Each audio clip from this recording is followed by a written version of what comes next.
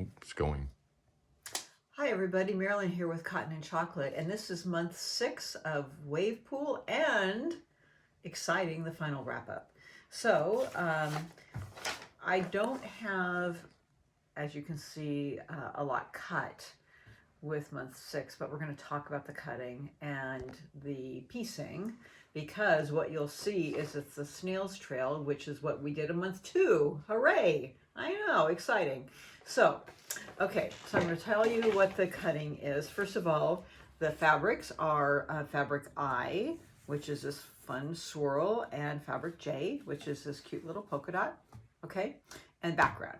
2 fabrics, and it's this fun wave at the top and bottom of the quilt. So cute. So you did waves in the middle, and you're going to end with waves. So you can see that on the pattern right here. Okay, so the cutting is identified here. So with I, it's the exact same cutting for I and J. So I'm going to go through I. The cutting is for, you're going to cut 1 5 3/4 with the fabric strip. You're going to subcut it into 4 5 3/4 inch squares, and then cut down to 2 5 3/8 inch squares.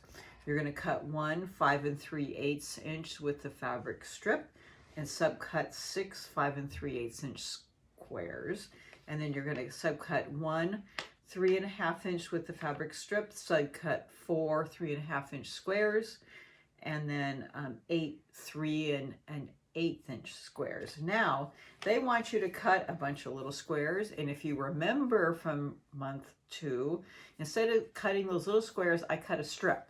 So instead you're just going to cut 1 5/8 inch strip, okay, of this fabric, and we're going to do that with our other fabrics and our white, and then just cut a strip and then cut those in, because we're going to be making those little 4 patches. So you'll cut a strip and then make those into 4 patches. You're going to do the exact same cutting for fabric J, and then in your background it's just going to be double those cuts. So I'm not going to reiterate that all the way through. Okay, then you're going to go over here and look at your secondary cuts. Okay, so again, for all of your 5 3/4 inch squares, you're going to cut diagonally on the twice. For your 5 3/8 inch squares, you're going to cut diagonally once. 5 3.5 inch squares, you're going to cut diagonally twice. And 3 1/8 inch squares, cut diagonally once. So some twice for small triangles, some once for larger triangles. So, you know, if you need to, underline that twice or once so you make sure you're doing those subcuts correctly.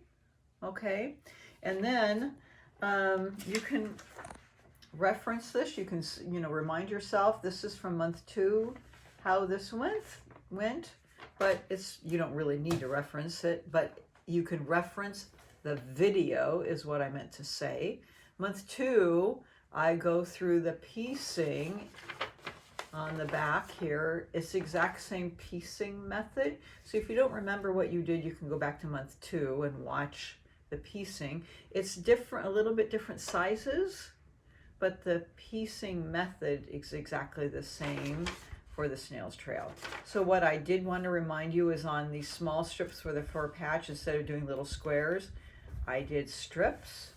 I pressed to the dark, and then I cut them off at, this one will be 1 5/8 inch squares, and then I pieced our little 4 patches from the 2 different colors. Simple 4 patches, we all know how to do that, okay? And you need to make 16 of these. We're going to be making 16 of these snail trails for the top and bottom, 8 on the bottom and 8 on the top. Okay, so now I'm going to put these aside.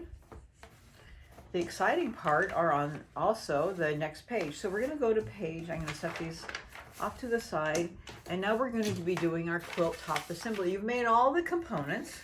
So the first one is on page 17. You're going to have your beautiful center, and you're going to be taking those, they'll reference the blocks from your different months 1 and 2. You're going to be putting those, of course, your big middle and your blocks from 2. And you can see the components here. You're going to be assembling those on the top and bottom and the sides. And your your snail's trails from that month. And of course that goes around the center. You can see that in my quilt here, I have it laid out around me a little bit, but it's easier to see it here on the photograph. So you'll have your big block here, your flying geese, and then your snail's trails around the middle.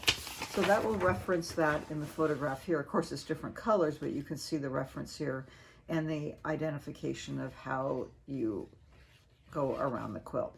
So you'll have that center made, and you might have jumped ahead already and put that together because you were excited a while ago. So now you're going to be making these blocks that go around the quilt. So you need to reference the months 2 and months 3 and 4, and they'll tell you which blocks, and also from months 5. So they'll tell you the order. You need to find those and lay them out in this reference point, okay? And also the reference point from months 3 and months 4, okay? And this is the reference point on the side. Now when you're putting this one together, the one that's identified in yellow, make sure that that side block, this was a block here, and then you put a little bit of flying geese on this, that this flying out to the right, okay? And you're going to be making 2 of those going on the side. It's sitting right here on each side of this. You can see it here and here on the side of the center. And then you'll also be putting your snail's trails on the top and bottom together. So now when you turn it to page over on the other side, this one that I just referenced here goes on the outside on this side and this side with that little flying geese sitting out and out. And you can see mine right here in blue. It's actually in blue.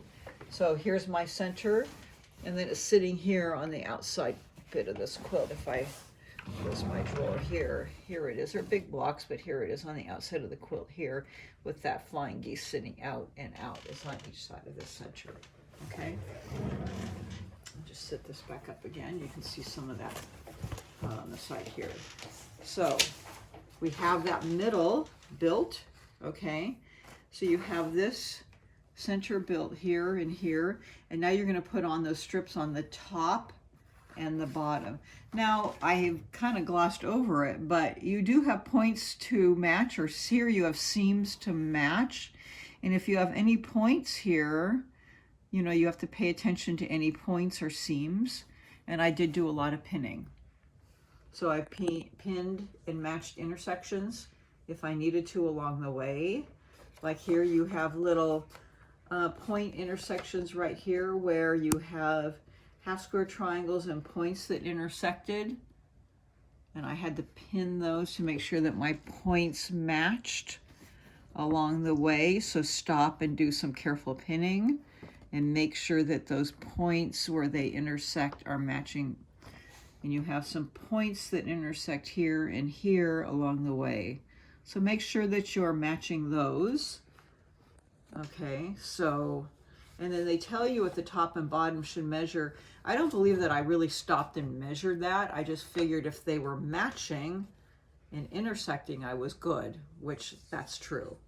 And then pressing your, you know, your seams. I usually was putting these on and then pressing out to those blocks. Okay, so now we're on page 19, and then the last thing that you have to add, you put these on, you have your top and bottom waves, your snail's trails with those nice waves, and those go on last. And what's really nice, you don't have any points to match, but you just have those seam intersections to match right there. And that's the end of your quilt.